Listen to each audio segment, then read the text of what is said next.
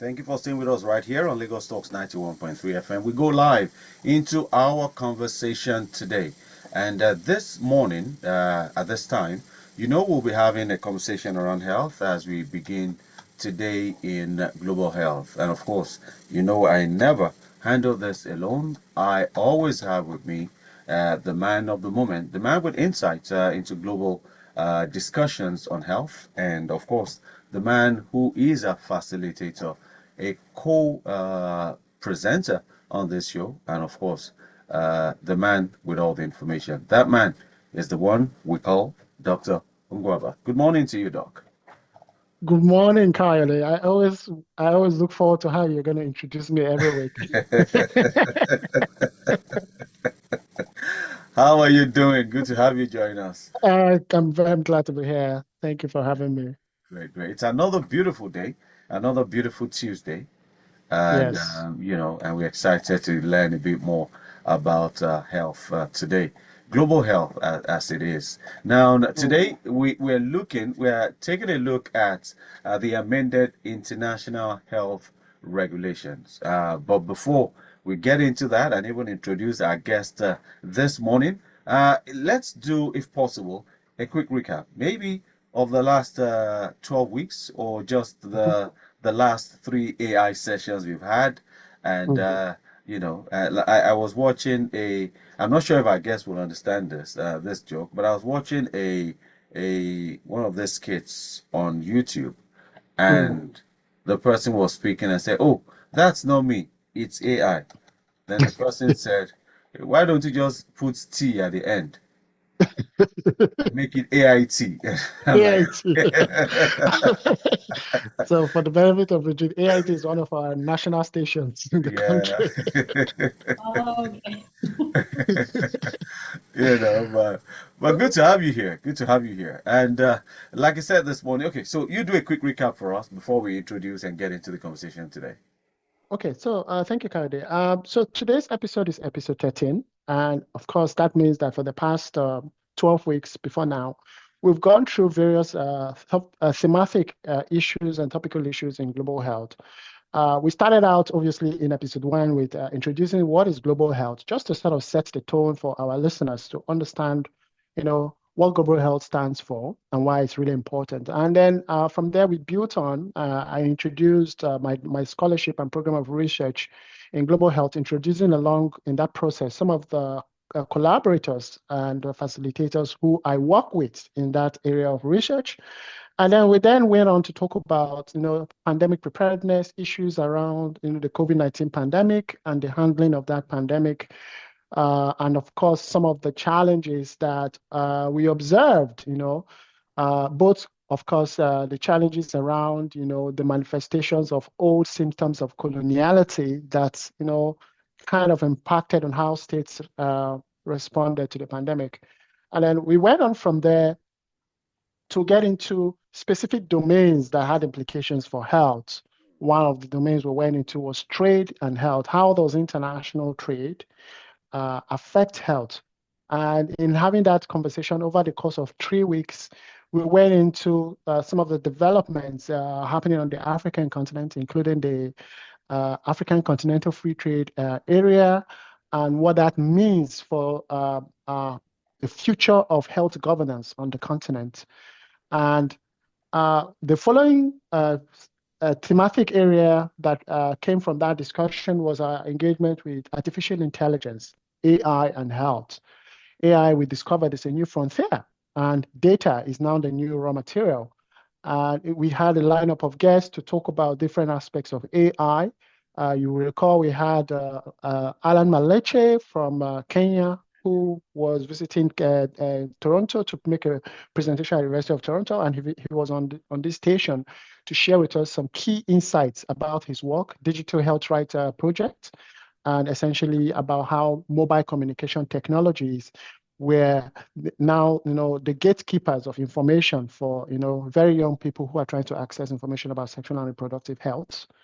And then after that, we had Professor Effordu, Jake Effordu, a very seasoned artificial intelligence expert who was on the show last week to discuss with us, some of the things he has done in terms of his AI research, and essentially pick issues with us around how artificial intelligence continues to be, an area that health systems need to pay attention to in terms of how it affects health.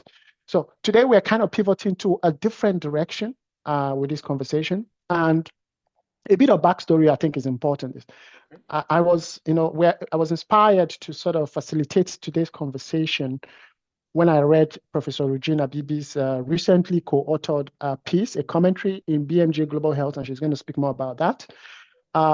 In that, and what made that piece very significant was it was coming out at a time when the WHO's IHR was about to come into effect. If you recall, this has featured in our conversations in previous episodes. The international health regulations were negotiated or were amended in 2024. So it came into effect last Thursday. So this is kind of like breaking news in global health. So it came into effect last Thursday, and Professor Habibi published this commentary with her colleague in this platform where she was talking about what this meant for states, including a state like Nigeria, because there are a number of obligations that the coming into force of the international health regulations begins to sort of trigger for Nigeria. And I felt that this is an important conversation. We should be on top of the breaking news. This is an important conversation we should be having on this show. And that's why we have Professor Habibi with us today to join us in talking about this breaking news in global health and educate us and our listeners about some of the obligations that a state like Nigeria need to be, taken into account in the future going forward in terms of its obligations under that regulation. So that's it for our recap, Coyote. All right. Yeah. And that's quite well done. And since you've started the introduction, let's launch straight into welcoming Dr. Regina Bibi, who's an assistant professor at the University of Ottawa, Faculty of Law, that is Common Law section, and serves as an investigator and research director of Global Health Law at the Global Strategy Lab, jointly based at York University and the University of Ottawa. Her research bridges international law, public health law, and human rights with a focus on normative interpretation and change in global health law and governance. In this regard, Dr. Habibi has served on several expert panels, including the WHO Director General's Review Committee regarding the amendments to the International Health Regulations 2005, where she provided technical recommendations to WHO member states on more than 300 proposed amendments to the regulations. She holds a law degree from the University of Ottawa, a specialization in transnational law from the University of Geneva, Faculty of Law, a Master's of Science in Global Health from McMaster University, and a PhD in law from Osgoode Hall Law School and York University, where she was also a 2022 Pierre Elliott Trudeau Foundation Scholar. Let's welcome to the show for the first time, Regina Habibi. We welcome you in a very friendly and joyous Nigerian way this morning. Thank you so much. Thank you for the warm welcome. Thank you for the recap and catching me up to where the discussions have been so far. It's really a pleasure to be joining you today. Great to have you join us, and we cannot launch into this program without really doing a quick recap of the profile of Dr. Uche Ngwaba himself, who he himself is an assistant professor at the Lincoln Alexander School of Law, Toronto Metropolitan University, and also a managing partner of Marshfield Law Practice, a transnational law practice with offices in Lagos, Abuja, and Toronto. Dr. Ngwaba's scholarship, well, let's say this, we need to summarize. It's a book if you're reading out this profile. His works engages extensively with health regulatory systems. He engages critical human rights perspectives and post-colonial theory to examine how health governance and regulatory systems impact health outcomes in the global north and south. Dr. Ngwaba currently leads a program of research focused on advancing a regional health governance approach in the Inter-American and African human rights systems, respectively. As we discuss global health today, that is the base for your anyhowness in falling sick. If all this is not well structured, your falling sick will be endangered. So, welcome you to the show once again. Thank you. Thank you.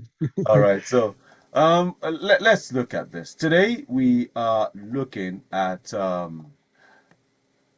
what does the coming into force of the 2024 amended international health regulations, that is the IHR, what does it mean for Nigeria and Africa?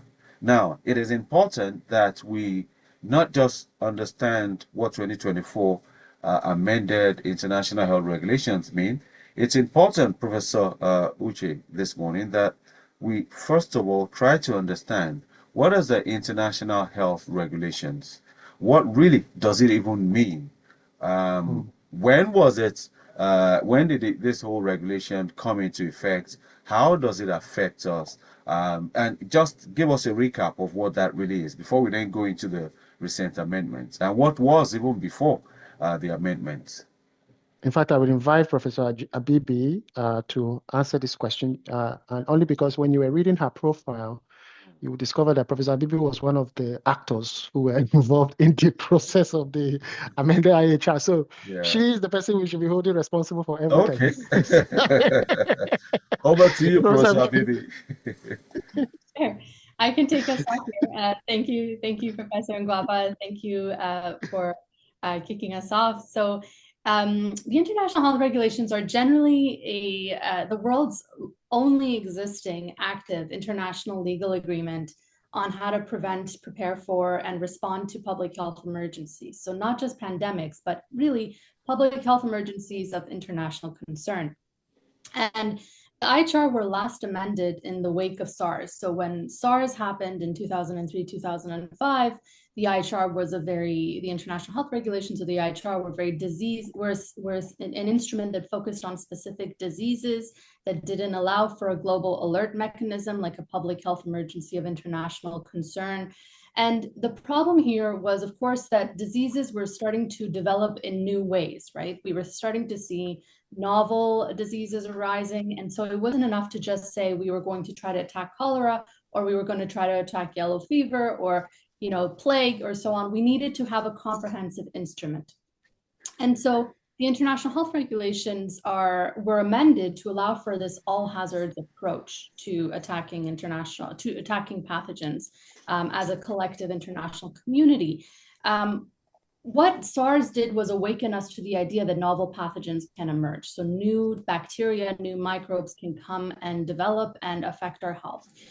What the next round of revisions did, so that's the one that happened in 2002, 2024, was show us that global solidarity is really a fiction, it's a failure, and we need to improve the international health regulation to ensure that we can avoid having the problem that we saw during COVID, which is that medicines, vaccines, other health products were not getting to the places that people needed them the most in time. In particular, the entire African continent was largely left behind in COVID-19. And so I know Professor Uche, Professor Ngwaba will be talking more about this as well. But the IHR was really amended in the wake of the global vaccine inequities that we saw, the very egregious problems of inequality we saw during COVID. The amendments took place from 2002 to 2024. So these were international negotiations with over 194 states parties. So 194 countries were coming together to negotiate. Africa was negotiating as a bloc on many of these issues. So Nigeria included among the bloc. But in the end, we managed to get them adopted in 2024. It just took about a 10-month period for them to enter into force. What that means is when kind of an international agreement is adopted, countries are given time to align their systems with the international agreement to make sure they can implement it. And so this was now entered into force 19 September 2025. So as Professor Ngwaba said, just last week. I can stop there, but happy to go into it further if all right, thank you for that. And just as you spoke, I was trying to understand the IHR. better. But we might get back into some aspects of it. But just holding on some of the things you said right now, you said 194 countries were involved in this negotiation, and it Yeah. lasted about 4 years, if I'm right. It started in end of 2021 up to 2024. Okay, So so that's 3 years. Okay, yeah, great. So Africa negotiated as a bloc. Now, I'm Mhm. trying to understand, what does that mean? Does it mean that our needs, our health challenges, and all that concerns health in Africa is similar and they are not distinct enough? We're not peculiar enough as independent nations to negotiate, or is it about our capacity and what we bring on board? That's a really great question, actually. I think that negotiating as a bloc gives you more weight in the negotiating room. It allows you to hold some clout to be able to bargain in more powerful ways with especially more wealthier countries that might push back on some provisions on equity. So negotiating as a bloc has a strategic and tactical value. But of course, I think you're right that not every country in Africa is the same and they all have unique health concerns. But I think in the context of COVID-19 and what we saw with dramatic failures in access to vaccines and so on, countries decided that it's better to negotiate as a bloc. That is the pressing priority, as opposed to, trying to be very technical and getting every little thing for every country onto the IHR. So equity was the big question here. All right. And when it comes to negotiations now, because we're trying to educate the average Nigerian or African that is listening, and even some on the other side, global north, who might not be too engaged in all these processes. When it comes to negotiations, what are the negotiations that go on? What do you really negotiate? Who will take care of the disease? Which disease is more contagious? Do we see pride in that? Who will make more money? And what are the things that go on? Sure. So there's the IHR is really an instrument that tries to prevent, prepare for, and respond to diseases. So it's trying to create obligations for states across these three domains. So prevention includes things like, what are we notifying to WHO? What events that arise should we be notifying to WHO as an event of concern? How does the WHO act on that information? When does WHO sound the global alarm about an event that is of international concern? So at what point does an event move away from a local concern to an international concern? And lastly, what happens once the alarm is sounded? Is it just that we issue recommendations, or do we kind of increase access to vaccines, try to get resources and people to the places that people need them the most? So these were some of the obligations that were being negotiated by 194 countries. So if you can imagine negotiating within a family, right, what to have for dinner, I mean, that is like on steroids, right, in the international scene. So very contentious. Actually was quite surprising that we even got this adopted, because, and I will just add one little thing, if I may, the IHR is a very interesting international treaty because it's not a treaty that is opt-in.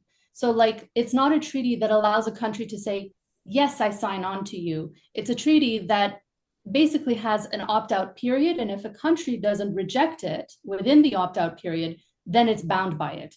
And this is very rare in international law, as Professor Ngwaba also knows. It's a unique kind of, it's almost like an opt-out subscription to a service. So it immediately binds countries to it. All right. And I was going to ask, I'll come to you briefly on the Prof. I was just trying to build up on some of the things you said. There's still a couple, but let me just ask this. When it comes to subscribing to this, accepting it, are there countries, maybe before the 2024 negotiation and even now, have there been countries that have said, you know what, we don't agree with this, you guys do yours, we stay out of this, we don't want to be part of it? Are there countries like that? And if there is any, what happens in an event of where there is another pandemic, epidemic, anything, global disaster? I see. Yeah. I don't know why Prof. Ugwamba is smiling there. I'm laughing because I'm waiting for what Professor Regine was saying because I just okay. It's a common joke, both of us will understand. Okay. Okay. So I will say before the COVID-19 pandemic, the IHR was a universal instrument largely.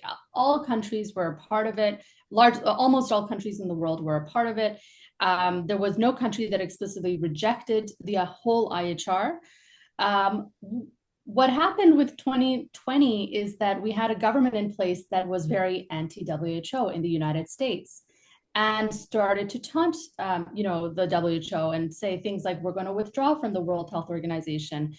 The status of the IHR with respect to the United States is shaky right now. It's not clear whether the amended IHR applied to them, whether they've withdrawn from the IHR wholesale. I don't think they did, but this is actually a gray area I need to look into further. But it is. The 2024 amendments have been rejected by a number of states, I think something like 11. The idea has been that states are saying we'll reject them until, for instance, we can discuss in our parliament how to implement the IHR. We just need time. This is the case, for instance, with Canada. Canada has rejected the amendments and said, we are going to take our time and we're going to look at our system and then we're going to decide what to do with the amendments. That, as you say very astutely, this creates a problem for global security because now we have a new alert system called a pandemic emergency. And if the WHO sounds the alarm for a pandemic emergency, it applies to only the states that for whom the IHR has entered into force, the 2024 amendments. The pre-2024 amendments apply to any country that hasn't rejected the amendments. It's a bit confusing. So now at the end of the document where there's the international health regulations, there's a table for what country, which document applies to which country of the IHR, which is kind of unprecedented. We've never seen this before. Oh. Nigeria, by the way, I saw quickly, has been a very good player and has not rejected anything. And so the IHR has entered into force for Nigeria effectively. So the amended IHR has entered into force for Nigeria. Something to cheer for, Kayode. Yeah. And I was smiling when Dr. Regine was speaking because I think she's been very charitable towards the United States and just trying to sort of quote her words with diplomacy. But actually what has happened is that the United States has outrightly said, we are not part of this, count us out. And I've been following developments in the United States. The United States has recently released a document called the America First Global Health Policy. So America is carrying what it is doing with trade, where it says America First, to global health, a domain that has historically called for solidarity and collective action. But in America is saying that it is doing America First. Now, you wouldn't understand the significance of this if you don't look back on America's role in global health. America has played traditionally a very pivotal role in terms of leadership for a very long time. It was the biggest funder of the WHO. USAID was supporting a lot of global health systems and global health programs across the world. And so for a country that only 2 years ago was in the forefront of global health leadership to now sort of pivot overnight, to a position where it is completely rejecting global health. And the reason why Dr. Abibi says she's uncertain about what this means is because in terms of the declaration has been made, a statement of intention has been put out there, but whether or not the formal steps have been taken to effect that is something that probably needs to be investigated further. But I mean, if we are reading the handwriting on the wall is that America doesn't want to be a part of the IHR, and it has indeed gone ahead to develop its own paradigm to say our own paradigm is going to center American interests in global health, which is a very absurd response, because when a global pandemic happens, it's not going to discriminate. It's not going to say, America doesn't want to be part of the world, so I'm not going to go to America. It's going to go everywhere. And so if you're not part of this global architecture that has been designed to help states to collectively respond to a global health crisis, then I wonder I wonder what the people what the leaders there are thinking. I wonder how they are thinking these things play out, especially given the experiences from COVID-19, where thousands died in America and many other global North countries. So yeah, I just wanted to put that on the table. Yeah. And to acknowledge the fact that Dr. Bibi was very charitable describing this response.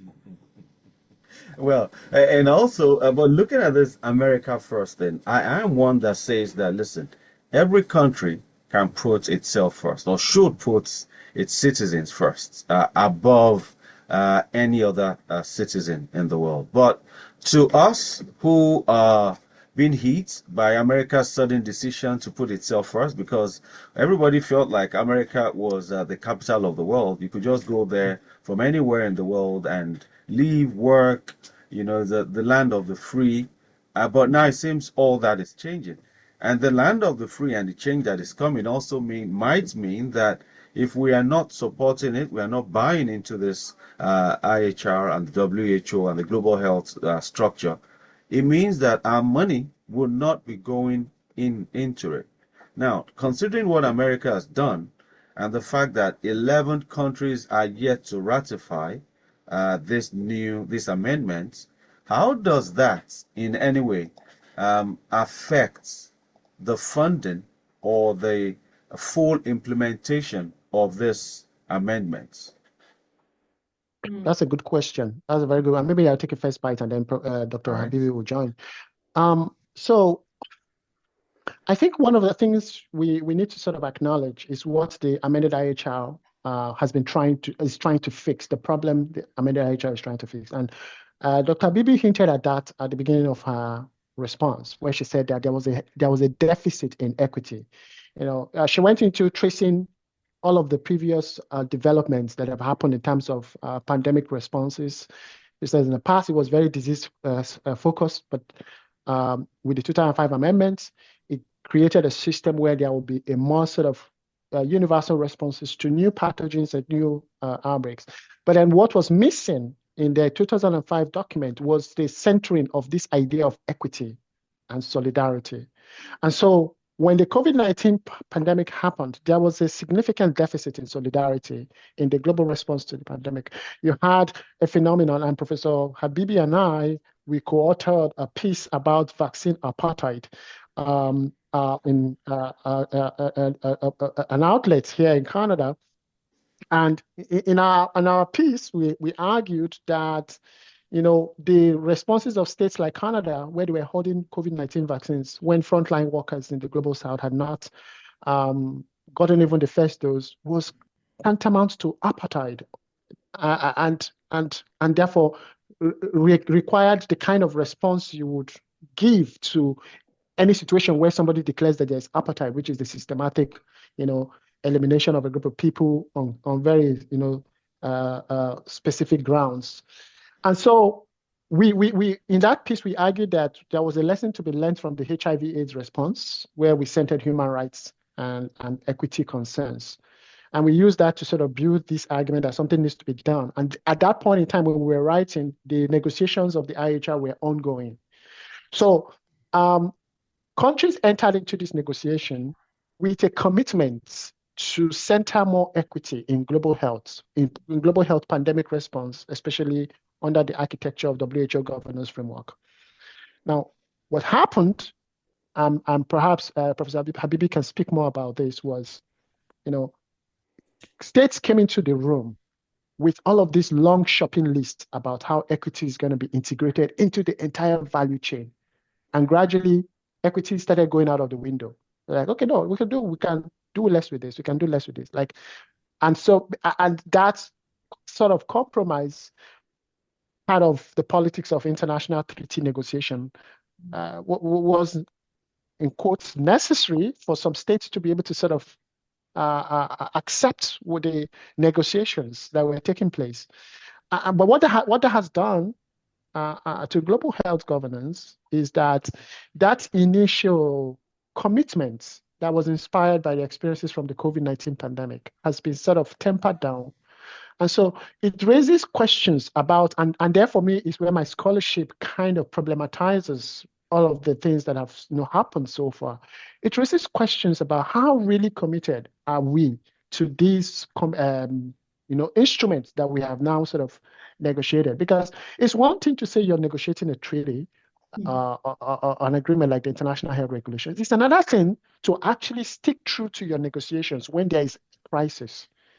What has always happened is that we negotiate these very beautiful international instruments, but then whenever there's a crisis, states begin to retreat to their provinces, like America, doing America first, Canada first, And the funny thing is that we're very quick to condemn America when America does things because America, is that bully in the playground who is not ashamed to be a bully. But then, the funny thing is that other countries like Canada, the UK, Australia, who seem to be like the good players, the good boys and girls on the playground, they indirectly or on their own way, they also replicate that behavior, but they do so in a more sort of sophisticated way that you cannot call them out quite easily. And so that's the concern for someone like myself, speaking as a post-colonial scholar who looks at, the global health governance architecture to say, yes, these amendments are very wonderful.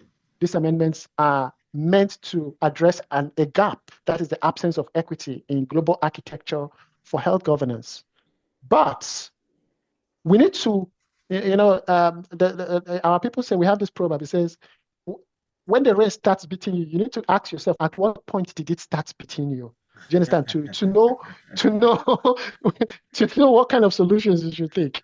You understand? We need to look at the way people are acting. 11 countries have not accepted or have said, we're putting a hold on this, so we need to go and study what this means. What are you going to be studying about? You've been studying this thing for the past 3 years. You had your negotiators go into this conversation. There's nothing in the instruments that you're not familiar with. There's nothing that is taking you by surprise. So what else are you going to study? So that is not giving me much hope. I mean, it's creating anxieties in me. Okay? Anxieties in me is like, I've watched this movie before. I've seen this story before. I've seen how this thing plays out, and it doesn't look good. But maybe that is exactly. Maybe that is me as a post-colonial scholar problematizing it. But it is at moments like this that I begin to raise anxieties, and I begin to say, can we really put our trust in this? Are these guys going to come true? Because the success of this instrument depends on everybody playing their parts. In the global scheme of things, do what you have said you were going to do. Even if we don't have as much equity as we say we originally wanted, it will still be good if everybody does what they say they're going to do in that agreement. That's just what I want to say. All right. Professor Abibi, the American bit, and if you want to lash into some of the things he said as well. Sure. Yeah, absolutely. I guess I just went and quickly checked the last list of reservations just to make sure that the United States did in fact reserve the 2024 amendments, and they did. So the amendments of 2024 do not apply to the United States. They do apply as it was before the IHR was amended. So all the equity provisions don't apply. What's interesting in the new IHR is that it also has, because you alluded to funding, it has a bucket of money that it's supposed to gather somehow through something. It's called the Coordinating Financial Mechanism. This is a new part. This is a new piece of the amendment. So it's something new that the amendments are bringing to the equation. There's still a lot of uncertainty around who organizes that pot of funding, how the money gets there, where it exists. All of these things are questions in the air. But states thought this was a good idea and they approved the amendments. But of course, as 11 states are not part of the IHR right now, as it is amended, they are not, the coordinating financial mechanism does not apply to them, which presumably means they don't have to contribute any money or they don't benefit from it either, right? So yeah, I fully agree with Professor Uche's assessment on this. And I agree that states had plenty of time. I mean, the time from when negotiations finished and the amendments were adopted or approved so this is 2024 of May of last year, to now, to September 2025 was the time to organize your national systems. Yeah. For this. So there's really no excuse for kind of the state that it's in right now. So, well, you said that the coordinating financial mechanism clause there is no decision on how the funding will be sought. So it's just that, so the idea now is that we need to have funding somewhere. How the funding will come, it has not been agreed on as at now. Yeah, no, Okay. no. How it's governed is not agreed to either. Okay. And it's also a mechanism that is going to be shared. And now I'm going to add a new layer of complexity here, but with the pandemic agreement, which is under still kind of an instrument that hasn't yet opened up for signature. So it's not an instrument that is active, but it's supposed to share this mechanism with the pandemic agreement. All right, and with the way you've described this, the coordinating financial mechanism, if it were Africa, I wouldn't have a problem, because I know that in Africa we could start this and just give us 6 months. We have 3 vigils, we have 21-day fasting, and one way or the other, funding will come. But I know you don't spiritualize things in the West, so this is quite worrying to see that you're talking of coordinating financial mechanism, but the entire process or structure has not been agreed upon. Do you have any timelines? Are there timelines to this, or you're waiting for a pandemic before we begin to say, okay, so how do we fill these funds? Well, that's an excellent question. I think that there probably are timelines internally within WHO. I don't think that they've been communicated very clearly to anybody who's outside of the system. So negotiators probably know more. Nigeria's Minister of Health probably knows more, but we don't know right now what the next steps are. What we do know is that they're trying to set up what's called an implementation committee of states parties. So all the countries that have signed on to the new IHR and for whom this is an active instrument will come together to develop a party of states that will examine how the thing is implemented moving forward. And so that will be sort of governing a little bit some of the discussions around the coordinating financial mechanism too. Okay, so now let's come to the elephant in the room, and that is, what are the changes that were introduced in this 2024 amendments that has, should we say, discouraged or scared off 11 countries that were before now a strong part of the IHR? Yeah, so it's interesting because I think that there's some changes that are good and should not be that difficult to implement.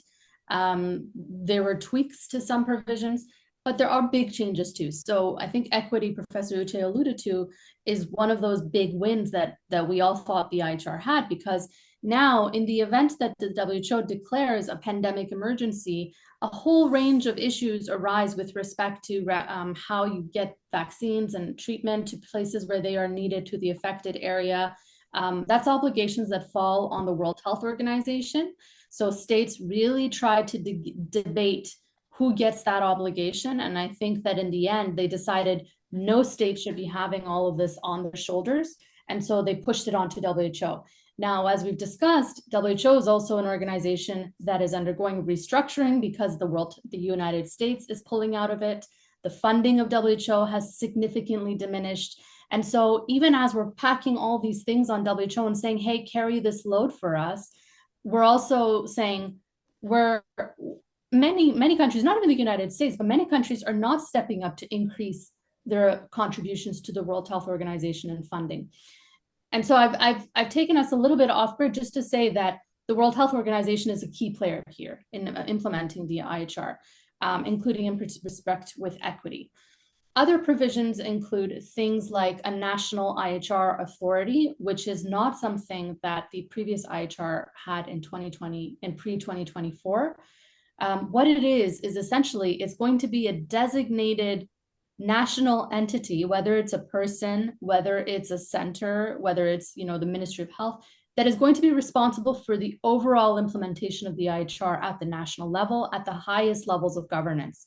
Before this, we didn't have this type of person. What we had was a focal point who was just responsible for communicating to WHO when an event arose that is a problematic event. So this was basically a communication person. Now there is going to be sort of an authority that's responsible for overall implementation of the IHR. So that's one of the other significant amendments that states have to look at nationally to how do they implement this in practice. And let me jump in on that, if I may, just a few quickly. In the context of Nigeria, what this means is that we will have an entity in the country that is able to probably sit at the Federal Executive Council level, and that is able to coordinate all the responses of all the 36 states and the FCT during a health crisis or a pandemic.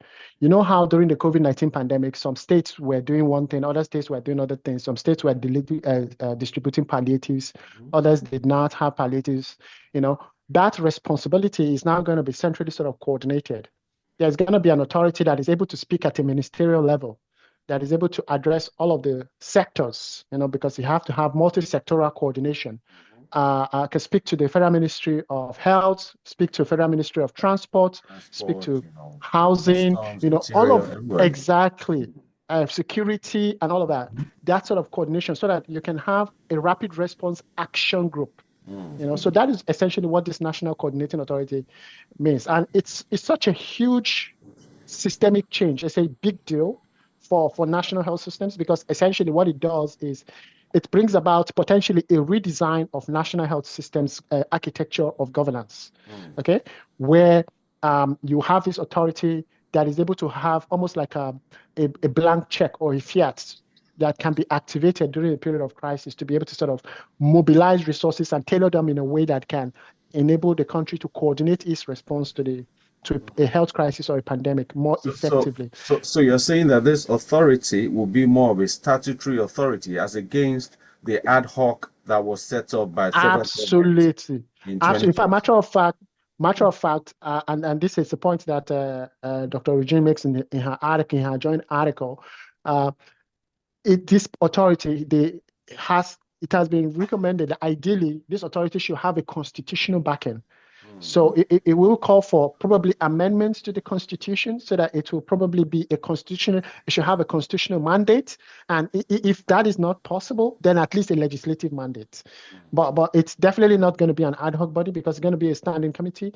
Now, this body would also be the entity that will be communicating with the WHO. So it will have the ability, the seniority to be able to sort of communicate with the WHO and perform all of the functions that, and maybe this was the point that I was reading Professor Abibi's article. There's already another body under the IHR that is meant to be doing some sort of specific reporting obligation. So there needs to be a decision by the national, by each country, whether or not they want to merge that function into a single body, or they want to have two bodies performing that function. But yeah, it has to be a constitution. Ideally, it has to be a constitutionally mandated entity. Yeah. Because I mean, when you spoke, I was just going to ask that. Okay, let me not bring Nigerian issues here. I was going to say that we have the NDDC is now just okay. NCDC. We have yes. so many N's. NCDC, National Center for Disease Control. Disease Control, yes. We have that already, and they liaise with the World. Why am I talking World Bank? We're not talking economy here. WHO and other agencies, global agencies. So it means that the country could decide to expand the scope of the NCDC, change the name, NCDC, and let all be NCDC rather, change the name and let all that be under one agency, just by expanding the. Okay, all right. That's understood. Now, beyond all this, let me still stay with you, Professor Ngwaba. Professor Habibi just spoke about equity, and we're not saying that it is, but maybe could that be one of the reasons a lot of people believe that no, we cannot share. We put in so much money, we do the research, we cannot have this equity with those who are not doing the same thing as us. But even at that, it's in the books right now. Though it is there, is that enough for the global south to go to bed and say, finally, we have equity? Do you believe that this will take effect now? Or do you think that this will still be delayed a bit further? We need to grapple with this change for a few years before we can finally see the equity, maybe one or two more amendments. So that's a very important question, Kayode. Let me use a very good illustration. They say watching people's body language tells you a lot about their intentions. Okay? So people can say what they say, but it is actually their body language that betrays what they are actually thinking of doing. And so, look, although on paper, we seem to have at least some modest improvements in the integration of equity into the vocabulary of pandemic response at the global level, it does require a kind of commitment, okay, for all states, whether they are states from the developing world or the developed world, requires a kind of commitment that would involve putting your money where your mouth is, not just saying one thing. It's because it's very easy, because there's research that some of my colleagues at the Global Strategy Lab, of which Regine is a part of, there's research that has been conducted. Stephen Hoffman, I think, co-authored that paper that has been conducted that shows that international treaties are not always very reliable in bringing about, progress, because states negotiate treaties and then they very freely break those treaties, or very freely refuse to observe their commitment under those treaties. And so, to the question about equity, what does this mean? Should Africa go to sleep? I say that, look, you should always look back to, history. You should always look back to previous occurrences and experiences. How have previous commitments in global health, how have they fared? The primary healthcare approach, the new primary healthcare approach, the Millennium Development Goals, the Sustainable Development Goals. These are all targets. These are all goals, some of which were meant to make significant progress in health. There was this mantra, I don't know if you recall it, health for all by the year 2000. No, it was a very familiar mantra that was being championed by the WHO, health for all by the year 2000. The year 2000 came and we shifted the goalpost forward. Okay, let's do it in 2015. Okay, now let's do it in 2030. So there has always been this attitude of shifting the goalposts with terms of international commitments and obligations. Now, I'm not saying that this is what is going to happen. I'm only raising this to say that, look, in the past, we have had instances where the goalpost was shifted after agreements were reached. And so this is one of the reasons why I think that the best way countries in Africa, as an example, because we're always at the receiving end of everything that is negative, the best way that countries in Africa can ensure that equity is entrenched in this global order is for them to do equity themselves. It means that we need to begin to invest in our own systems that will allow us to be able to contribute towards, the entrenching of equity, so that we can kind of like put to shame these global actors in the West who are kind of like dragging their foot to say, look, if we can do this, there's no reason why you can't do this. And there's a parallel for this. There's an example for this, which I've shared on this show, with the Africa CDC. If you recall, a couple of episodes ago, I narrated how when Ebola happened in 2014, WHO was very slow in declaring that Ebola was a public health emergency of international concern. It was until the first case left Africa and got into America and got into Europe that suddenly the WHO woke up and said, oh, this is terrible. This should not be allowed to happen. This is a health crisis. They made it an epidemic. It didn't even elevate to a pandemic level. Meanwhile, on the African continent, thousands, up to 10,000 human beings had died. Okay. And Africa looked at that situation and they learned a very bitter lesson, which is that no one can protect you better than yourself. Okay. And so Africa did now establish Africa CDC. Africa CDC was established in direct response. In fact, if you look at the rationale, the story behind Africa CDC, they will tell you that Ebola was a watershed moment for them. Africa CDC was established in 2016. Now, what happened? In 2024, when Mpox happened, again, Africa CDC didn't wait for WHO to decide whether or not Mpox was worth attention. It quickly declared Mpox a public health emergency of continental security. August 13th, 2024.